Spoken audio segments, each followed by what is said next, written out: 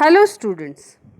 Today we start civics third chapter functioning of the state government. State government के कार्य, उनके काम.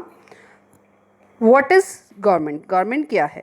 A government is a body or set of people who have the power to make and enforce law within an organization, group or a country through customs, institutions and laws.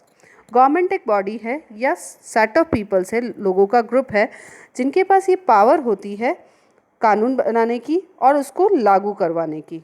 Organisation में, किसी संगठन में, group में, समूह में या और country में. किसके द्वारा?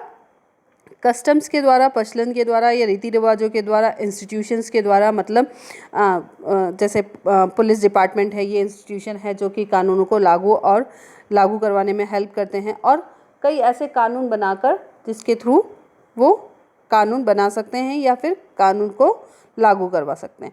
Government is the only institution in a country which can make law and enforce them legally. Government ही एक ऐसी इंस्टीट्यूशन है जो कंट्री में कानून को बना सकती है और उसको लागू करवा सकती है. All governments whether in India or in any part of the world have three basic powers. Legislative power. This is the power to make laws and to frame public policy. इसमें उनको ये पावर मिलती है कि वो कानून बना सकते हैं और पब्लिक पॉलिसीज़ बना सकते हैं. Executive power. This is the power to execute, enforce and administer laws. इसमें उनको पावर मिलती है कि वो कानून बनाए हुए कानूनों को लागू करवाए, उनकी पालना करवाए और संचालन करवाए. Judicial power. जुडिशल पावर में उनके पास पावर होती है कि वो जो भी कानून बनाया गया है उसकी व्याख्या करे या उसका एक्सप्लेन करे, इसके साथ ही उसकी मीनिंग को बताए और उस कानून से रिलेटेड अगर कोई विवाद है, कोई डिस्प्यूट है तो उसको सोसाइटी में अगर ऐसा कोई विवाद है तो उसको सुलझाए. This is the power to interpret laws to determine their meaning and to settle dispute that arise within a society. It's also your answer of exercise D question first. ये पीछे आपको एक क्वेश्चन भी पूछा गया है कि explain the power of the government. Okay. Next is state legislature. राज्य विधायिका, जो राज्य में कानून बनाने का, विधायिका मतलब जो कानून बनाने का काम करती है, जो संगठन है. Every Indian state has its own legislature. हर इंडियन स्टेट का अपना एक विधायिका होती है.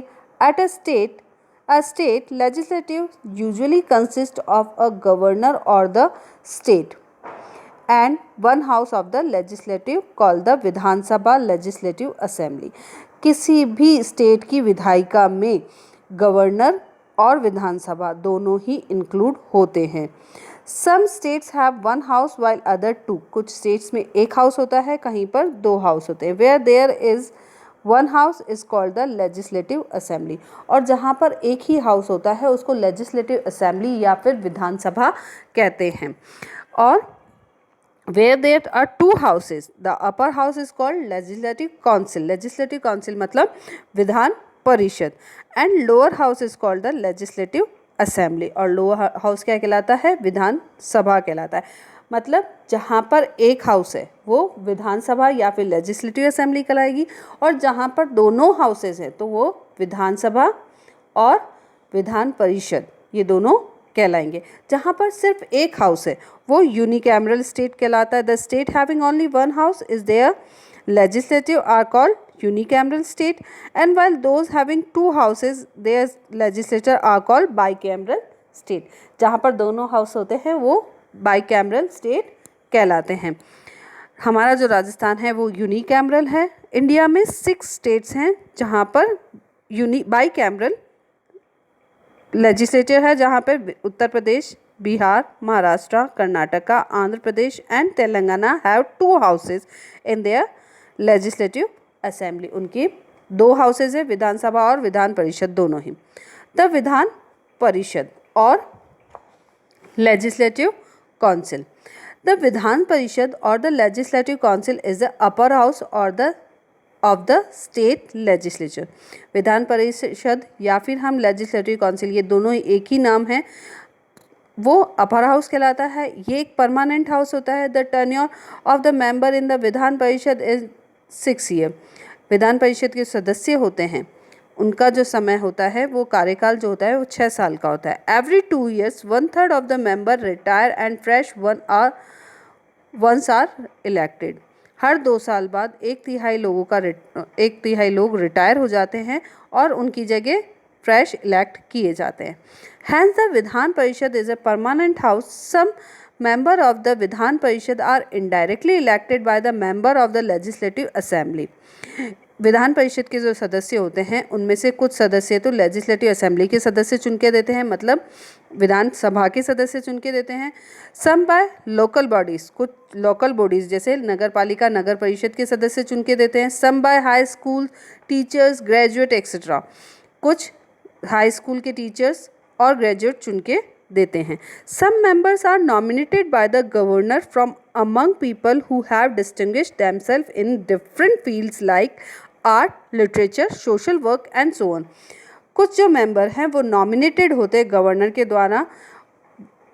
वो होते हैं जिनको वो नॉमिनेटेड करते हैं, वो पीपल अपने किसी भी क्षेत्र में, चाहे वो आर्ट हो, लिटरेचर हो, सोशल वर्क हो, एजुकेशन हो, किसी भी वर्क में कोई विशेषता होती है या फिर उन्होंने बहुत अच्छा काम कर रखा होता है, उन लोगों को वो नॉमिनेट करते हैं।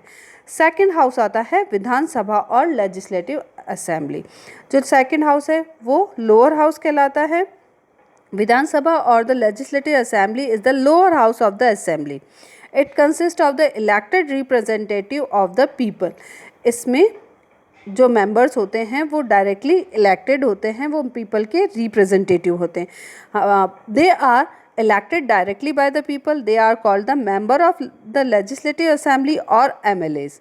इनको MLA या फिर member of legislative assembly भी कहा जाता है।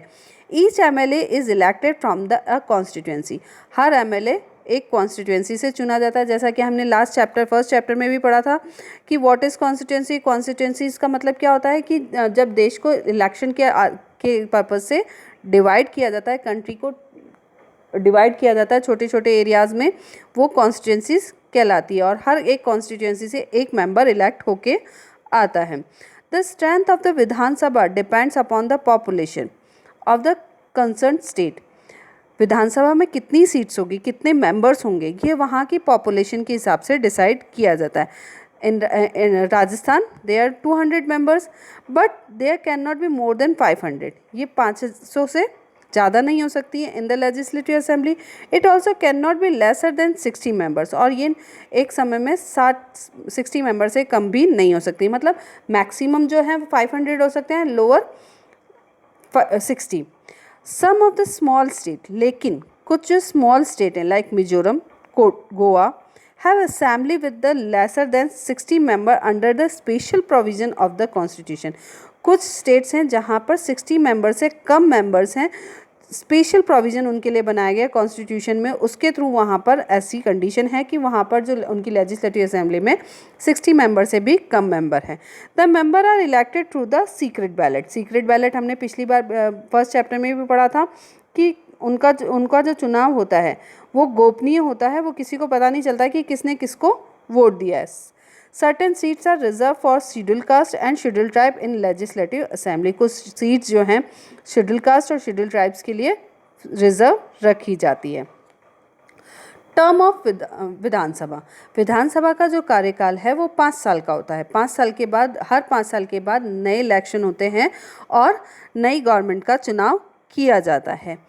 लेकिन 5 साल से पहले अगर गवर्नमेंट जो काम कर रही है वो मेजॉरिटी उसको जो मिली हुई है वो अगर ख़त्म हो जाती है या किसी कारण से वो इमरजेंसी आ जाती है, इमरजेंसी लग जाती है, कोई भी ऐसी कंडीशन हो जाती है जिससे कि उसको विश्वास मत नहीं मिलता है या फिर उसको मेजॉरिटी नहीं मिली रहती है, तो फिर नए इलेक्शन किए जाते हैं और वो लेजिस्लेटिव असेंबली डिसॉल्व कर दी जाती है, ख़त्म कर दी जाती है और नए इलेक्शन किए जाते हैं। क्वालिफ़िकेशन। अब एक एमएलए बनने के लिए क्या क्वालिफ़िकेशन होनी चाहिए? तो सबसे पहले वो कम से कम 25 ईयर्स का होना चाहिए।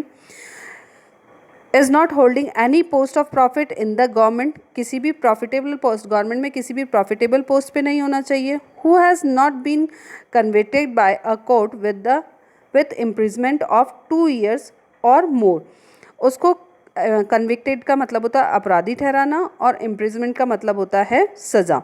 तो कोर्ट के द्वारा उसको अपराधी ना ठहराया गया हो, साथ ही उसको कम 2 या 2 से ज़्यादा साल की सज़ा नहीं हुई हो। वो साउंड माइंड का होना चाहिए, मतलब कि दिमागी रूप से स्वस्थ होना चाहिए। ये क्वालिफिकेशन जिसमें होती है वो मेंबर ऑफ लेजिस्लेचर बन सकता है। लीडर ऑफ द लेजिस्लेचर, विधायिका का अध्यक्ष। Member of the legislative assembly elect the speaker and a deputy speaker from among themself. Speaker और डिप्टी स्पीकर को चुना जाता है उन्हीं लोगों में से जो कि लेजिस्लेटिव असेंबली के मेंबर्स हैं। The speaker and deputy speaker presides whenever the house meets. जब भी हाउस मतलब यहाँ लेजिस्लेटिव असेंबली से मतलब है, तो जब भी विधानसभा शुरू की जाती है तो उसकी मीटिंग्स की अध्यक्षता स्पीकर और डिप्टी स्पीकर करते हैं।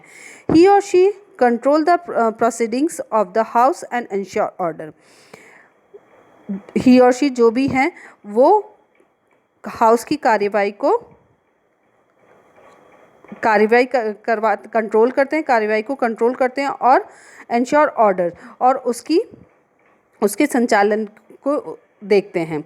At times when order can not be maintain the speaker adjourn the house for a short while or in extreme cases for the rest of session. जब देखा जाता है कि वहाँ पर लॉ ऑर्डर नहीं हो रहा है, वहाँ पर व्यवस्थाएं नहीं बनाई जा पा रही हैं, तो वो हाउस की कार्रवाई को स्थगित भी कर देते हैं शॉर्ट पीरियड के लिए या फिर लंबे टाइम के लिए उसको स्थगित कर सकते हैं। Function, among the many functions of the legislature the most important are making law and presenting budget.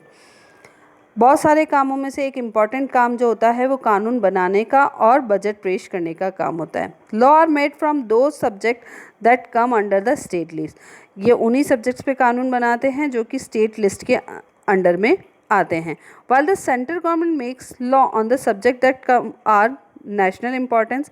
Central government जो है वो उन सब्जेक्ट्स पे कानून बनाती है जो कि नेशनल इंपॉर्टेंस के, जैसे कि डिफेंस है, फॉरेन अफेयर्स है, बैंकिंग है, रेलवेज हैं। The state government makes law on subjects of local importance. State government उस राज्य से संबंधित जो भी लोकल इंपॉर्टेंस से सब्जेक्ट होते हैं उन पे कानून बनाती है, जैसे कि agriculture, trade, commerce, education etcetera. तो ये सारे वर्क जो हैं उस पर स्टेट कानून बनाती है। 3 तरह की लिस्ट होती है, एक यूनियन लिस्ट, स्टेट लिस्ट और concurrent list.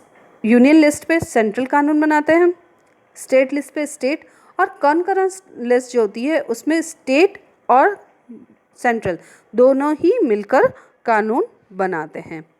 Read this chapter and do the exercise. Okay, thank you.